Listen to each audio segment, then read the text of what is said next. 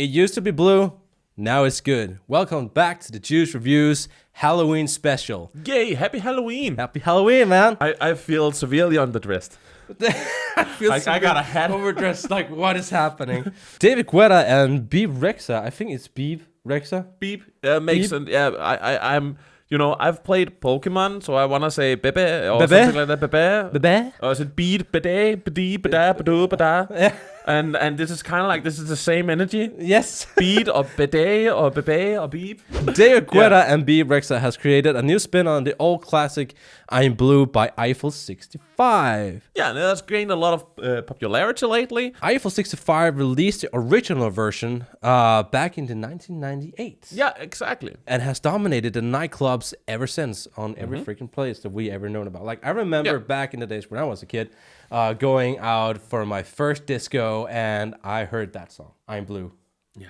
By Eiffel 65. I actually just had an argument with someone that we were talking about when that song was released. I was sure it was like 2000, 2001, but I was actually surprised that back in like 98. Yes, it's older than you think. I was just about to say, but we weren't drinking in 98, but no, maybe we were. We were allowed to, but you know. Not sure we did. Who was going to argue? Like, who was going to argue? We understand the urge to create a remix of this track because I'm Blue received a Grammy Award nomination for Best Dance Recording at the 2001 Grammy Awards. Wait, Grammy Award nomination? Yes. Yeah, I know we're in the middle of an intro, but what does that mean? They were nominated? They were nominated. Oh, nominated, but didn't win. No. All right. But still being nominated. Of course. Because this was actually on one of their first albums. Yeah. And of course, today we're talking about the new song David Guetta and Bebe Rexha has produced this new remix, and it's a good one. And you actually pointed out that it kind of has this reverse opposite vibe. Yeah, exactly. It's about positive stuff now. So how will it fare in structure, lyrics, and sexiness? Stick to the end of the video to find out. Yeah. And while you're at it, remember to hit that like button. It really helps out the channel, and we should, of course, appreciate it very much. Of course we do. In the Halloween spirit. Yeah. But yeah, listening to this track, I immediately realized while listening to the track's lyrics that she's very much singing about the opposite than Eiffel 65 did with I'm Blue. Yeah. Eiffel 65's lyrics were really, I had everything. Look at my my new house and my fancy car and my good job and everything, but I'm blue about it. Like, I'm having the worst time of my life anyway. Yeah, I'm depressed about it. Yeah, very depressed. It's funny because the fact that you mentioned that today, that's the first time I actually thought about what the lyrics to I'm Blue means. Really? Yeah, it's the I'm first. blue. I don't know what I'm feeling blue. Yeah, yeah, exactly. Because I know I know that phrasing. I know that blue and the whole blues and why that exists. That's because it's the same word and it's the same thing they're references. But I don't know, just assumed he liked the color blue and he wants everything to be blue and that he was dating a Smurf. He was dating a Smurf. Yeah. I just never thought about it. I don't feel super stupid, but I just never thought about that. It's of course all these wonderful things he has as a rich man, and he's still blue. He's still depressed about it. Yeah, he's not still feeling that satisfying feeling in life. While mind blown. David Guetta is actually having his artist Bebe Rexha singing about, like, I have nothing. I am in the middle of the dance floor with nobody, but I'm feeling good. Yeah, will do that to you. But yeah, David Guetta is, of course, like, is it Guetta or is it? I think it's just David Guetta. Guetta, yeah. Yeah, Guetta. It kind of feels like a spice. Yeah, Guetta, it sounds like a spice. I mean, he is. Is he Italian? Is he Italian? I think so. All right, that makes sense. Eiffel 65 is Italian as well, so it would make sense. For real, they are? Yeah, they're from Italy. They're from Italy, yeah. Cool. Yes. But, David Guetta has that, Italian, Yeah. Binable, yeah.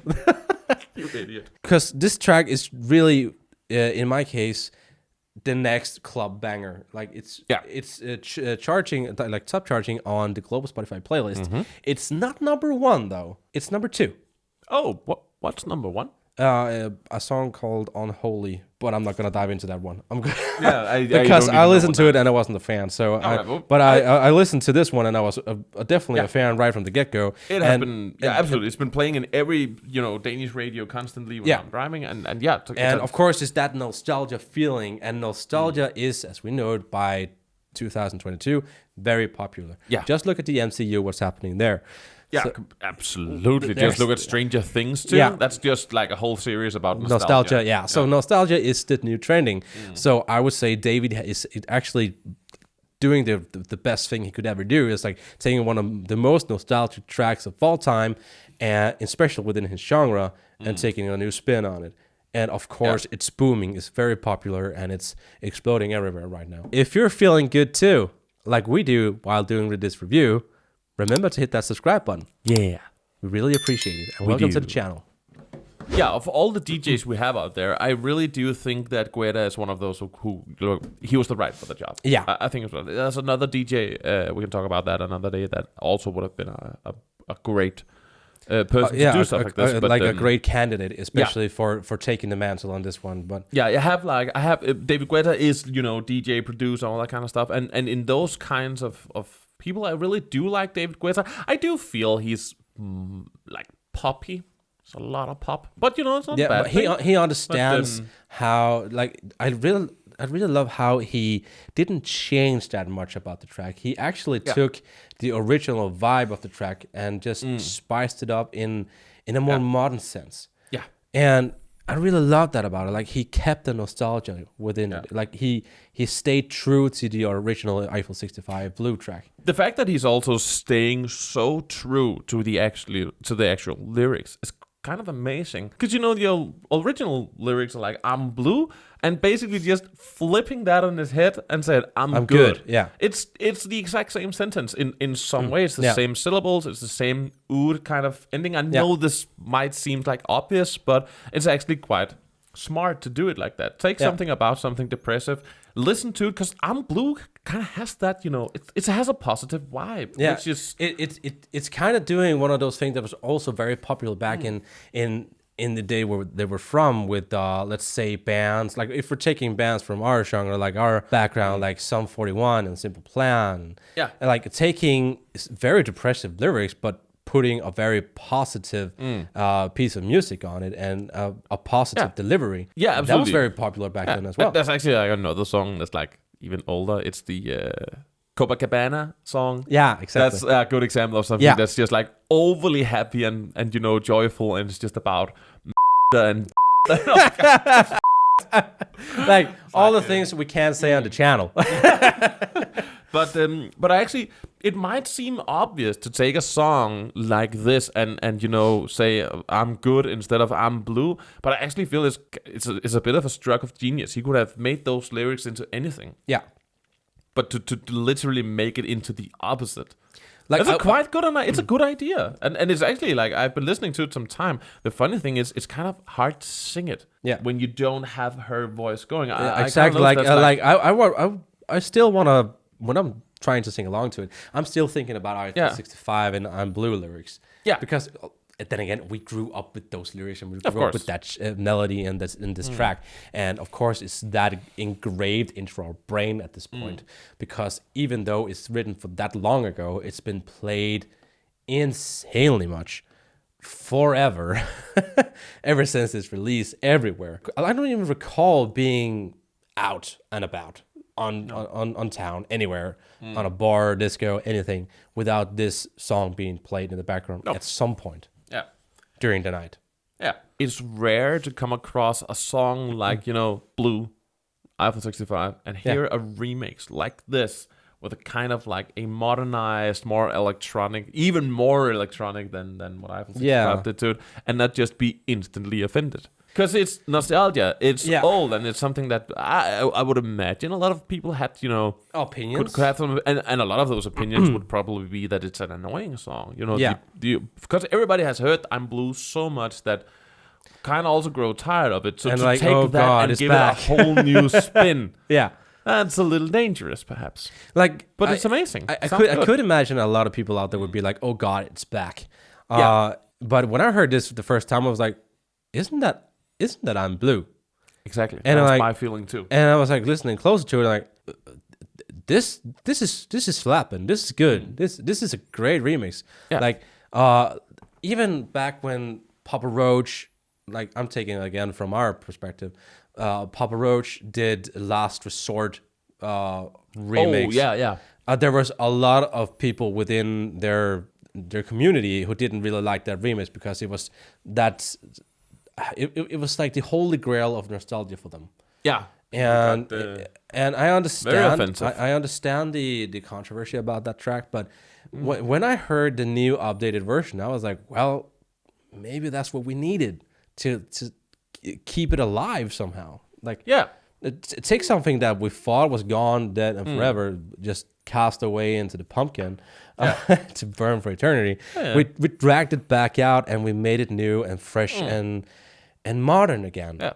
I think this song, because it has been so overplayed to begin with, and I do think he took a bit of a chance redoing something that is kind of going on people's nerves at this point. It has become that a little bit of a joke track because it's been used so much. Yeah. I think that was an amazing chance. He's giving something a spin, and the fact that you were like, you're completely right in that. Wait, isn't that blue? The fact that you didn't recognize it just instantly, but you were kind of vibing, and then it was like, wait a minute. Isn't that That's blue? blue. I'm blue. And that's a very good die. Yeah, that's a very good thing. He did a very good thing. And I will say about that, the other track, Papa Roach, that remix, I don't get the hate. No, I don't get the hate either. Honestly, I think it's just so stupid. I thought it was awesome. They didn't remove the old track.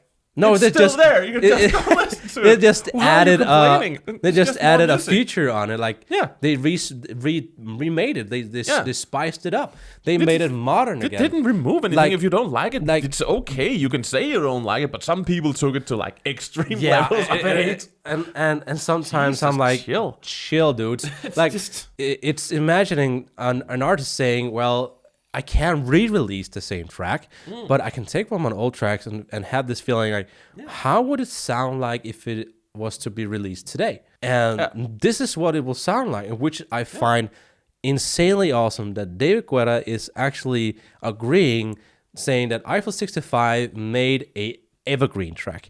They didn't need to redo that much, actually.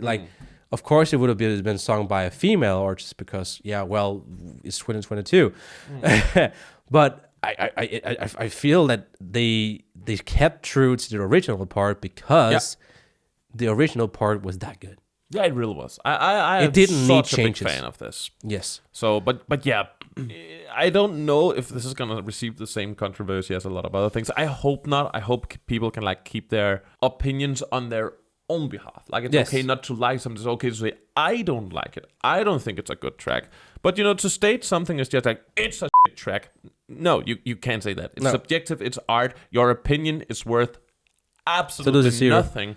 So everybody else. Just like ours. Yeah, just like ours. Just like ours. It doesn't matter if we don't like stuff. If you like it, go for it, man. Go for it for you, and that's the important thing. We of course just talking and sharing some love about stuff we like. Yes, and believe we have some kind of formed opinion. And this is really not one of the tracks that I usually would be my go-to track to listen to ever. But when I heard this came on the radio, I was like, well, maybe I'm old, but I need this track on my playlist. Yeah, I put it on my playlist instantly, and now I probably got a trillion speed fines because I can't keep the speed limit while listening to this track. This is gonna be a bit controversial, but remember, guys, my opinion is not universally true. It's actually not even true to my own. I might change it later. Just the fact that someone will take our opinion seriously is actually a tap on the shoulder. Yeah, so thank you.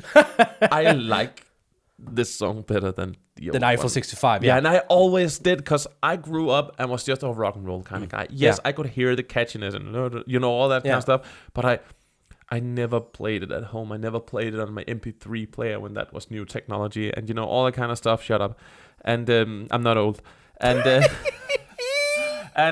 but this is actually pop that I like. This is the part of the new modern world with all our this kind of pop we have going on. I love this. I love this so much. So I think it's and even better. the sound library we have available now as producers, it's actually amazing. How much he actually kept of the original track. Yeah, and exactly, and the lady he got singing Bebe Rexha. I think it is. Yeah. She's doing like, it's a very different vibe she has to her song, but it's still just, it feels right. It feels the right amount of different and modern, but in no way does it feel like the old song is being violated. No. It's still just, you get the sense that this was a respectful remix. Yeah, a respectful remix. It's a true to the original kind of remix thing. Yeah. It's not just borrowing. It's actually using the whole song. It's just not borrowing a snippet of it. It's using and respecting the whole song and giving it a completely new life. Yeah. And I like that. It's like being born again. One of the things that I have to strike down on is when I saw the music video. Yeah. This is where, of course, it's David Guetta. Of course, the music video is what the music video is. It's all about women in less clothes than more clothes. And there's nothing wrong with it, no, but it's just the same video as the last 25. Yeah, and this is where like you're staying that true to the nostalgic feeling of Eiffel 65, I'm Blue. Looking at their music video that is animated and has this definitely this 1998 early 2000 vibe to it. And then you have that video that David did, and I'm like, I wished you had followed all the way through and made a new animated music video that would like twist even the music video on its head, like going all the way through, like taking it all the way to the harbor and still beyond. That would be amazing. That's the only thing that would have made it different. And like listening to the track, awesome. Watching the music video, well, I'm never gonna watch that video again. No, same here. I'm gonna. I'm bored about it. I can't. There's nothing to it. And it's just like I love, like, all right, good example. I love a lot of what Kesha's doing. It's the same thing. It's the same damn video again and again and again. Yeah. And I don't care. I don't really. There's nothing to it, like. And that's the thing, because like it's not gonna turn into something political about anything. It's fine. I don't mind those kind of videos existing. Go for it. Do whatever you want. But to be honest, it has become this go-to cheat sheet of just having a lot of young people running around drinking beer or partying, and then now we have a music video, and it's just at this point it's getting super freaking boring. Yeah, like there's nothing original about it. You could have made anything, and you chose to take the easy route out. And that's actually a thing. And we gotta remember that when we are rating these songs, we're not taking in the music video or any political it has opinions nothing to into do with the perspective. review. We don't really care about that kind of stuff, but it's hard not to bring it up because this is something we see again and again and again with this type of thing. It has become this. Maybe we should actually start reviewing videos. It's like I was saying, you have structured lyrics, sexiness, and of course the video. Yeah. In itself, that would be interesting. Absolutely, because the video in itself for me would be 1 star. Because the only thing about this is that we're really trying to not say anything that's wrong about a video like that. Go for it, it's so fine. But we're just kind of like a lot of these songs that we really love. We kind of want them to have the same amazing original feeling to the music video. Get that presented in an amazing way. But it just feels short every time. It just felt short, right? And it's getting a little too boring and repetitive with those kind of videos, and it doesn't really contribute to anything. No, it really doesn't. But then again, it's that genre, it's that culture, and it's I guess so. Yeah, I guess so. It is what it is. It is what it is. Yeah. Should we move on to structure, lyrics, and sexiness on this one? We should. Yes. Let's start out with the structure of the track. 5. It's exactly straight 5 because they were so true to the original track from Eiffel 65. Yeah.